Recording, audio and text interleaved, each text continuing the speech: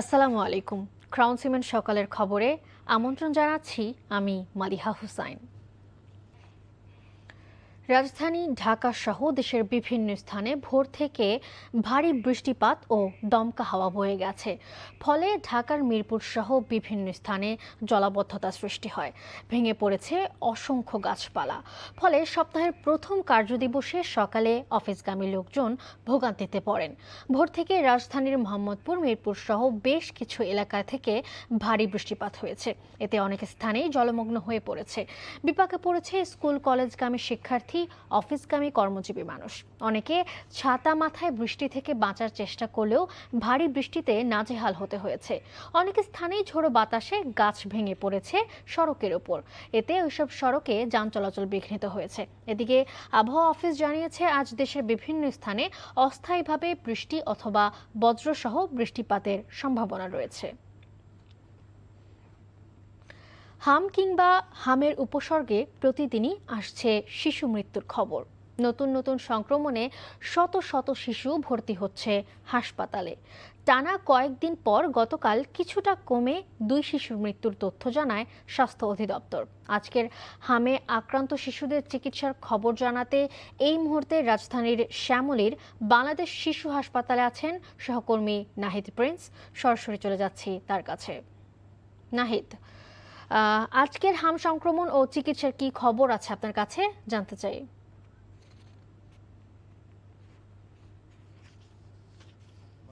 হামের শিশুদের যে আক্রান্ত সেটি কিন্তু এই যে গতকালকে 2 শিশুর মৃত্যু হয়েছে, তবে ভর্তি সংখ্যা কিন্তু 500 ছাড়িয়েছে সারা দেশ জুড়ে। তো মৃত্যুর সংখ্যা যদি বিবেচনায় করি, 12 শিশু মৃত্যু হয়েছে গত 3 দিন আগে। এছাড়া গতকালকে 2 শিশুর মৃত্যু হয়েছে। মৃত্যুর সংখ্যা অনুযায়ী কিন্তু 400 ছাড়িয়ে গেছে সেই মৃত্যুর সংখ্যা। তবে হাসপাতাল জুড়ে এখনও কিন্তু হাম পরবর্তী জটিলতা নিয়ে সেই ঢাকার বাইরে থেকে রোগীদের যে চাপ সেটি কিন্তু রয়েছে। পুরো বাংলাদেশ শিশু হাসপাতাল, সংক্রামক ব্যাধি হাসপাতাল, এছাড়া মহাখালী ডিএনসিসি হাসপাতাল, প্রতিটি হাসপাতালেই চিত্র একই।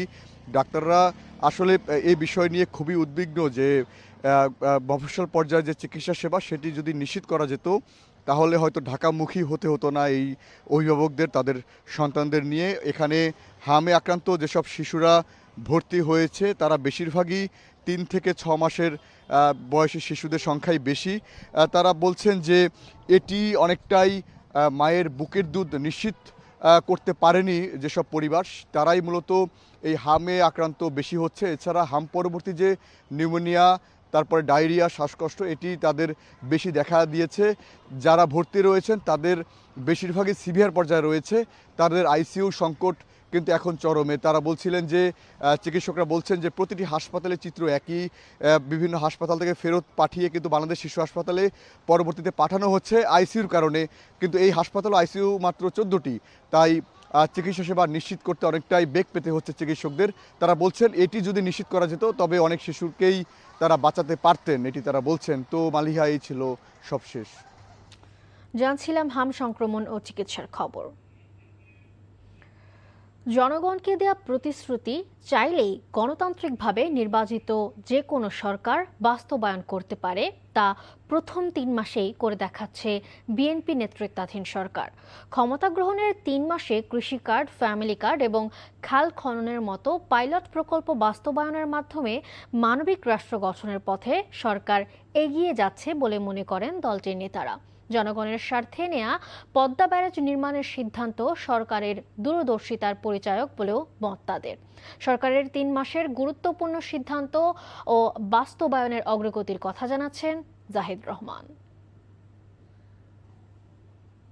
রুশে দীর্ঘ 16 বছর ফ্যাসিবাদী শাসন ব্যবস্থার পতনের পর ক্ষমতায় আসে বিএনপি। নির্বাচনী ইশতেহারে দেওয়া প্রতিশ্রুতি দৃশ্যমান হয় শপথ নেওয়ার 23 দিনের মাথায় ফ্যামিলি কার্ড বিতরণের মধ্য দিয়ে। খাল খনন ও পুনঃখনন কর্মসূচি চালু, ইমাম মুয়াজ্জিন পুরোহিতদের ভাতা প্রদান, খেলোয়াড়দের জন্য ক্রীড়া কার্ড আর কৃষক কার্ড বিতরণকে সরকারের সফলতা হিসেবে দেখছে বিএনপি। ফ্যাসিবাদী সরকারে রেখে যাওয়া ভঙ্গুর অর্থনীতি মেরামত, বিনিয়োগ বৃদ্ধি, প্রশাসনিক কার্যক্রমে গতি ও আইনশৃঙ্খলা বাহিনীর উপর জনআস্থা ফিরিয়ে আনতে কাজ করছে সরকার। প্রতিবেশী দেশ ভারতসহ বিভিন্ন দেশের সঙ্গে মর্যাদার ভিত্তিতে সম্পর্ক উন্নয়ন ও বিদেশে শ্রমবাজার চালুর উদ্যোগ কূটনৈতিক সাফল্য মনে করেন বিএনপির নীতি নির্ধারকগণ।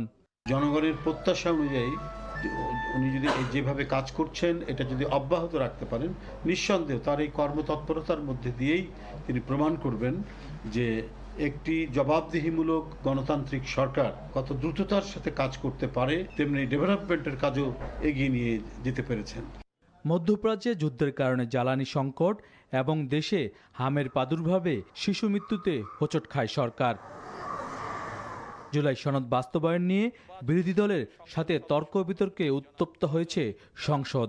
আমাদের নেতা, আমাদের প্রধানমন্ত্রী উনি বলেছেন বাংলাদেশে যে কোনো সংকট, যে কোনো অচল অবস্থা, ক্রাইসিস সব কিছু সমাধানের কেন্দ্রবিন্দু হচ্ছে সংসদ।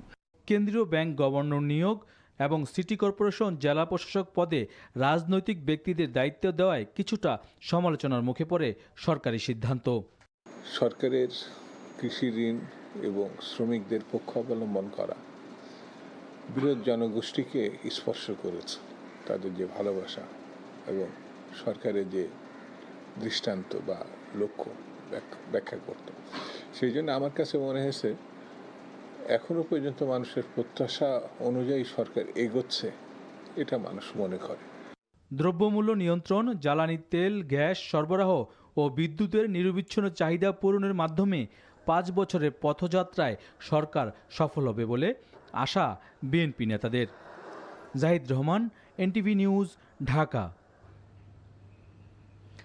ঈদুল আজহায় পশু কুরবানির সামনে রেখে গরু মোটাতাজাকরণে ব্যস্ত সময় পার করছেন নরসিংদীর খামারি ও কৃষকরা। সম্পূর্ণ দেশীয় পদ্ধতিতে মোটাতাজাকরণ করায় ঢাকাসহ পার্শ্ববর্তী জেলায় এই অঞ্চলের গরুর চাহিদাও অনেক বেশি।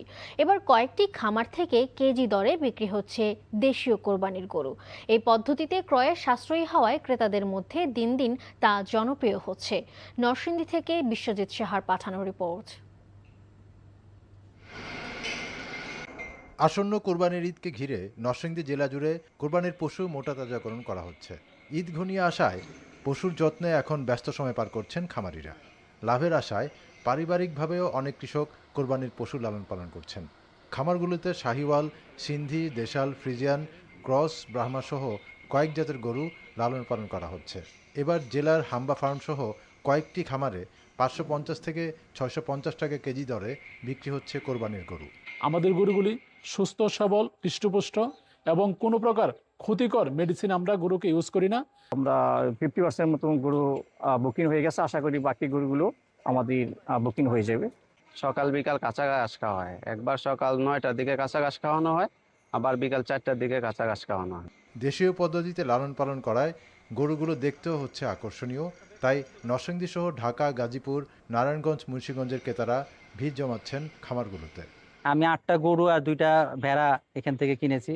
এখানকার কোয়ালিটি খুব ভালো। জেলার প্রাণী সম্পদ বিভাগ জানিয়েছে খামারিদের দেশীয় পদ্ধতিতে পশু মোটাতাজাকরণের বিভিন্ন প্রশিক্ষণ দেওয়া হয়েছে। আমরা তাদেরকে খোঁজখবর নেই যাতে যদি কোথাও কেউ ক্ষতিকর হরমোন, স্টেরয়েড দিয়ে দেন, তারা গরু মোটাতাজা না করতে পারে, সে লক্ষ্যে আমরা সবসময় কাজ করে থাকি। এবছর নরসিংদীর 6টি উপজেলায় কোরবানির জন্য 85,000-এর বেশি গবাদি পশু প্রস্তুত রয়েছে। জেলার চাহিদা 78,645টি। অতিরিক্ত প্রায় 7,000 পশু পার্শ্ববর্তী জেলার চাহিদা মেটাতে সরবরাহ করা হবে। NTV news desk.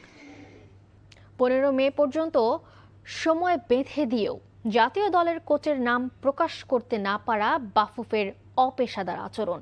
ফুটবলের স্বার্থে দ্রুততম সময়ে কোচের নাম ঘোষণা করতে আহ্বান জানিয়েছেন বাংলাদেশ দলের সাবেক অধিনায়ক শেখ মোহাম্মদ আসলাম।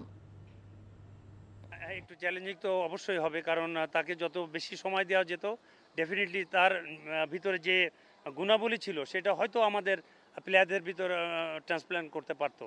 কিন্তু এই জায়গাটা আমাদের খামতি যে আমাদের যারা কোচিং স্টাফের জন্য যে কমিটিটা করে দেওয়া হয়েছে তারা অতি সত্বর এটা ডিসিশন নেওয়া উচিত। পেশাদারিত্ব থাকলে উইদিন ডেজ আপনারা এটা সিলেক্ট করে ফেলতে পারতেন।